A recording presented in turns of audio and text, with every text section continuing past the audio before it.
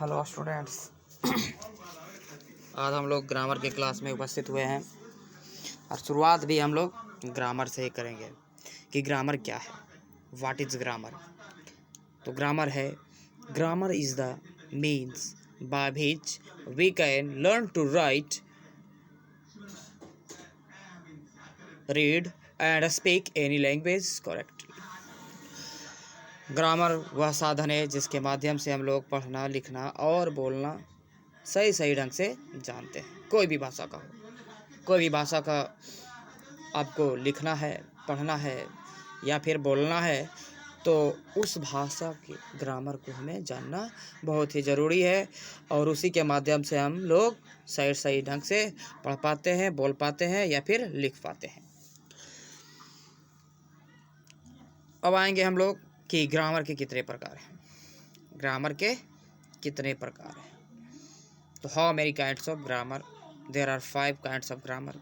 पहला है ऑर्थोग्राफी, दूसरा है इटिमोलॉजी, तीसरा है सिंटैक्स और चौथा है प्रोसोडी, पांचवा पंक्चुएशन।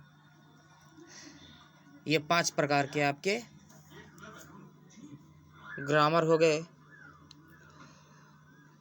और हम लोग अब फिर से एक बार रिपीट मारते हैं कि ग्रामर के माध्यम से हम लोग पढ़ना, लिखना, बोलना सही ढंग से जानते हैं। अगर हमें इसकी जानकारी होगी तो हम लोग सही ढंग से किसी भी भाषा हो उसे हम लिख सकते हैं, पढ़ सकते हैं या फिर बोल सकते हैं। और हमने पढ़ा भी कि ग्रामर के 5 प्रकार हैं: ऑर्थोग्राफी, मिटोलॉजी, सिंटैक्स, प्रोसोडी और पंक्चुएशन। ये 5 प्रकार के हुए। अब हम लोग जानेंगे कि लैंग्वेज, भाषा क्या है।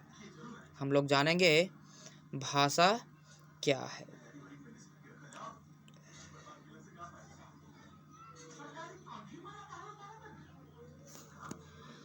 तो यहाँ आप देखोगे इस डिफिनेशन दिया गया है कि language is the means by which person share his thoughts and feelings to another person। कहता है कि भाषा वह साधन है जिससे व्यक्ति अपने विचारों, भावों को दूसरे व्यक्ति तक पहुंचाते हैं। भाषा के माध्यम से ही हम लोग अपने भाव, विचार, कष्ट, पीड़ा, कुछ भी हो, कोई भी बात हो, हम लोग भाषा के माध्यम से ही किसी को बताते हैं कि हमें क्या करना है, हमें क्या नहीं करना है, हमें ये करना है, हमें वो करना है। तो इसके लिए हमें भाषा की जानकारी होनी चाहिए। कोई भी भाषा हो, हमारे भारतवर्ष में, हम देश विदेश में बहुत सारे भाषाएं हैं और वो भाषाएं जो जानते हैं, जिनकी जानकारी है, उस भाषा से हम लोग एक दूसरे को अपने विचार को, अपने भाव को प्रकट करते हैं। वही हमारा भाषा हो गया।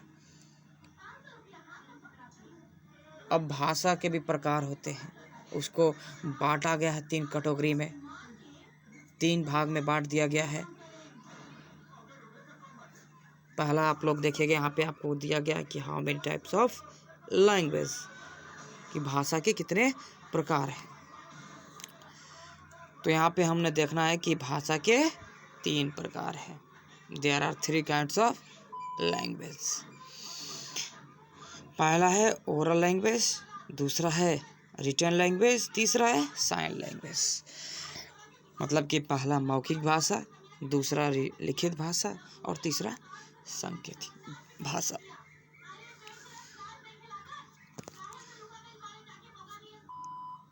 अब हम लोग देखेंगे भाषा के डेफिनेशन के बारे में, जानेंगे कि हमारा डेफिनेशन क्या है।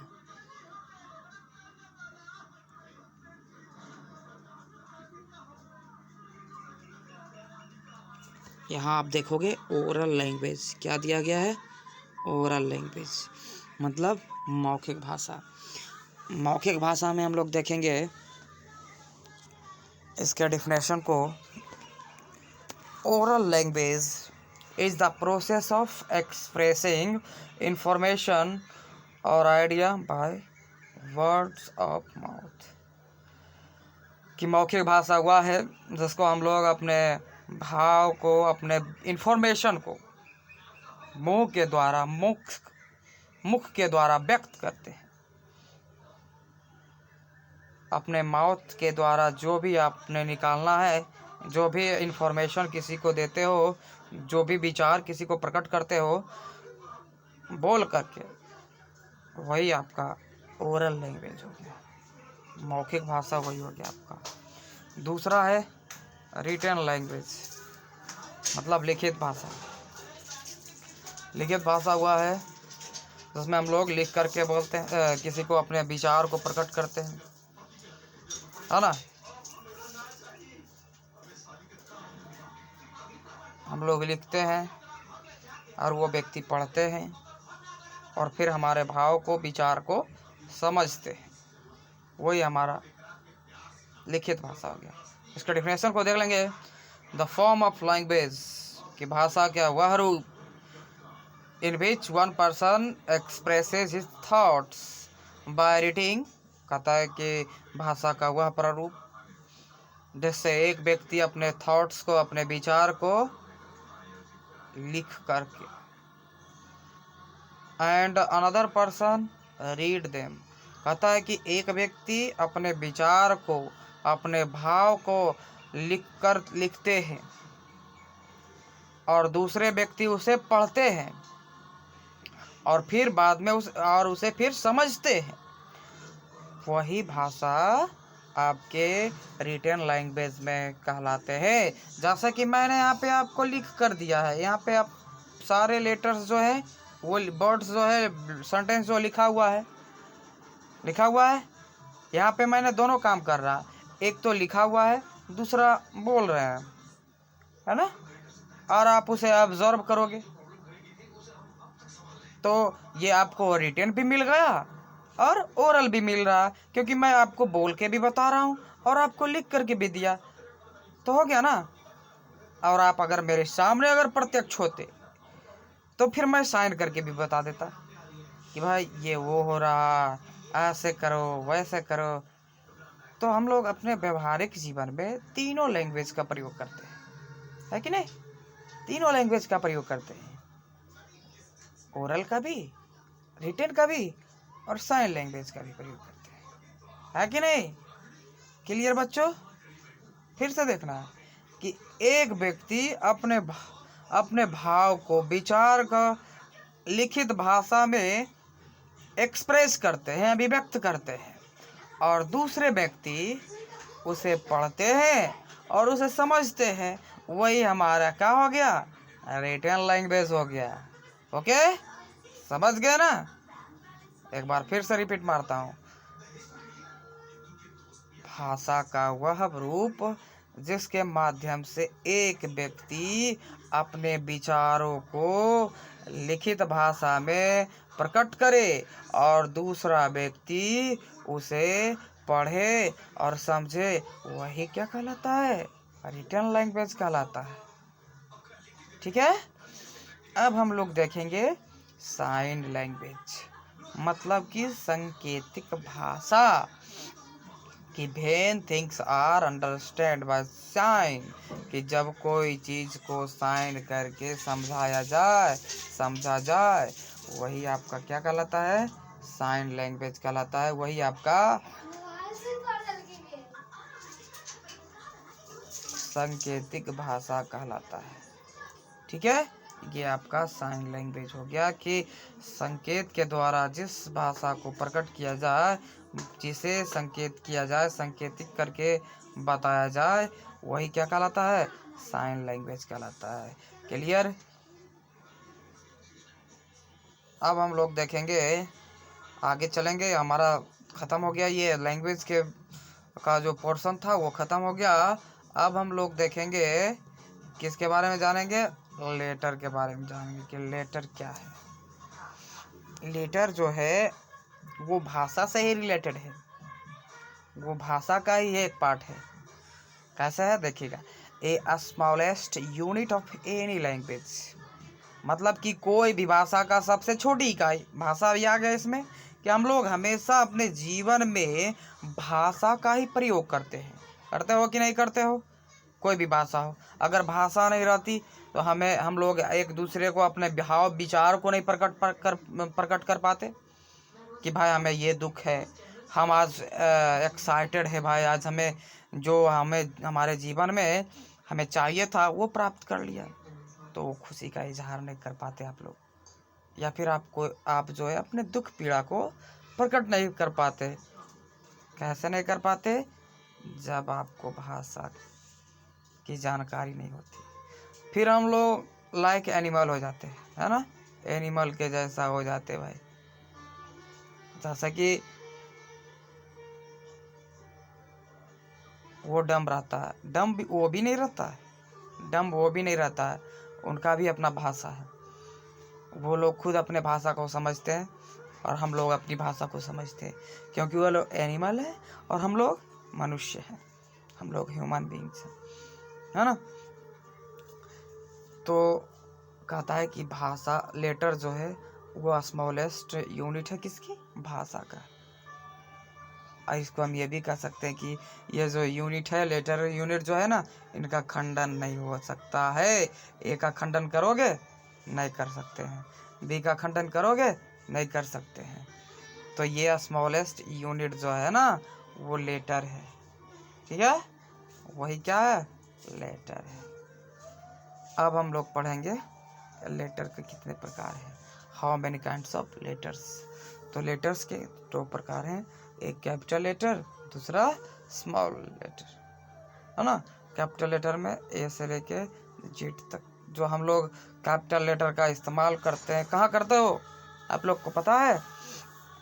कोई भी सेंटेंस का फर्स्ट लेटर हो ना, वो कैपिटल लेटर से शुरू करते हैं। किससे करते हैं? कैपिटल लेटर हम लोग इसका प्रयोग करते हैं, इसका प्रयोग करते हैं। और जैसे ही हम लोग आ गए फर्स्ट लेटर के बाद, तो वहाँ पे हम लोग यह स्मॉल लेटर का प्रयोग करते हैं, ठीक है। यही था आपका लेटर में पढ़ना। फिर हम लोग आ जाएंगे अल्फ़ाबेट में। कहाँ हो गए? अल्फ़ाबेट। ये क्या है? ये systematic table of letters is called alphabet. ये सिस्टमैटिक टेबल ऑफ लेटर्स, ये लेटर अगर सिस्टमैटिक है, दैट मीन्स इस तरह से, जो सिस्टम की तरह, मतलब क्रमबद्ध, है ना। ए के बाद बी आना, बी के बाद सी आना, सी के बाद डी आना, और डी के बाद ई आना, ई के बाद एफ आना, जी एच आई जे, ये आपके ए से लेके जेड तक जो क्रमबद्ध सारणी में लिखा गया है, यही आपका क्या है? अल्फ़ाबेट है ना, यही अल्फ़ाबेट है। और अल्फ़ाबेट बना किससे? लेटर से ही बना, है ना। तो लेटर जो आपका क्रमबद्ध रहेगा वही आपका कहलाएगा क्या? अल्फ़ाबेट, ठीक है।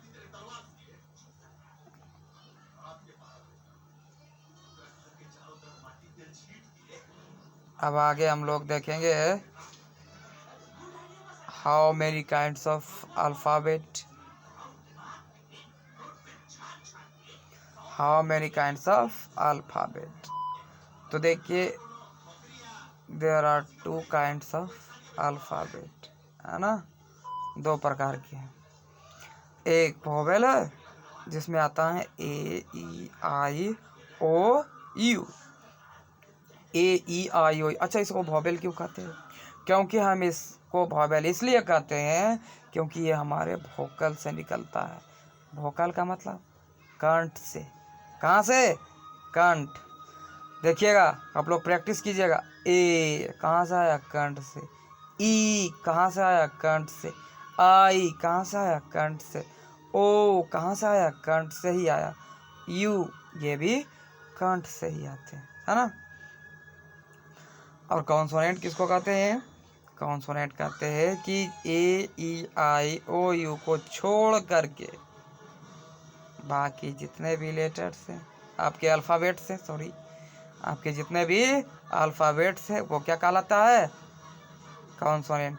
हाँ, लेकिन उसमें भी एक फैक्ट्स है कि डब्लू और बाई, है ना, ये दो सेमी वोवेल्स के अंतर्गत आते हैं। ठीक है, तो ये ध्यान दीजिएगा कि डब्लू और वाई सेमी वोवेल्स के अंतर्गत आते हैं।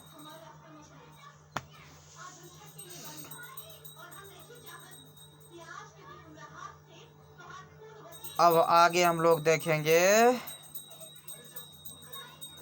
वर्ड, मतलब होता है क्या?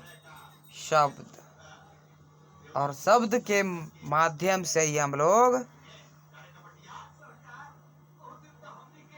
कोई भी किसी भी तरह का मीनिंग हो उसके बारे में हम लोग जानकारी प्राप्त करते हैं, है कि नहीं? तो उसी तरह से आपका डेफिनेशन भी दिया गया है कि ये मीनिंगफुल ग्रुप ऑफ लेटर्स। यहाँ भी देखिए लेटर्स के बारे में आ गया, यहाँ पे लेटर्स के बारे में आ गया। वो लेटर्स आपके आएंगे ए से लेके जेड तक, कोई भी लेटर्स हो सकता है ना। वो सिस्टमेटिक नहीं रहेगा भाई, वो अलग अलग, वो सिस्टमेटिक अगर रह गया तो वो अल्फ़ाबेट के अंतर्गत आ गया। अब लेटर क्या आता है भाई? ए के बाद सी भी आ सकता है, डी भी आ सकता है, जे भी आ सकता है, तो वो लेटर्स कहलाते हैं। तो वो भी कैसा होना चाहिए? मीनिंगफुल होना चाहिए। वो भी लेटर जो आएंगे ए के बाद सी, जैसे ए सी और टी, एक्ट। एक्ट मीन्स क्रिया होता है, कोई काम होता है ना, कोई एक्ट करो भाई। तो ए के बाद देखिए सी आ गया, है ना, और टी आ गया। तो ये हमने देखा कि ए सी टी एक्ट जो है वो मीनिंगफुल है, इससे हमने कोई अर्थ निकलता है, इसलिए मीनिंगफुल हो गया, है ना। तो जो भी मीनिंगफुल, जैसा इसका आपका एग्जांपल दिया गया राम, इसको हम रैम भी पढ़ सकते हैं, RAM, रैम मीन्स भेड़। तो आर के बाद यहाँ ए आ गया, यह सिस्टमेटिक नहीं है, लेटर सिस्टमेटिक नहीं हो सकते हैं। तो RAM ये सार्थक मीनिंग दे रहा भाई। BAT बैट, यहाँ बी के बाद ए आया, है ना, और टी आया, तो बैट, बैट मीन्स क्या होता है? बल्ला। यह सार्थक मीनिंग आपको दिखाना। बॉल, BALL, बी के बाद ए आया, उसके बाद DLL है। तो हमने देखा कि लेटर्स के माध्यम से हम लोगों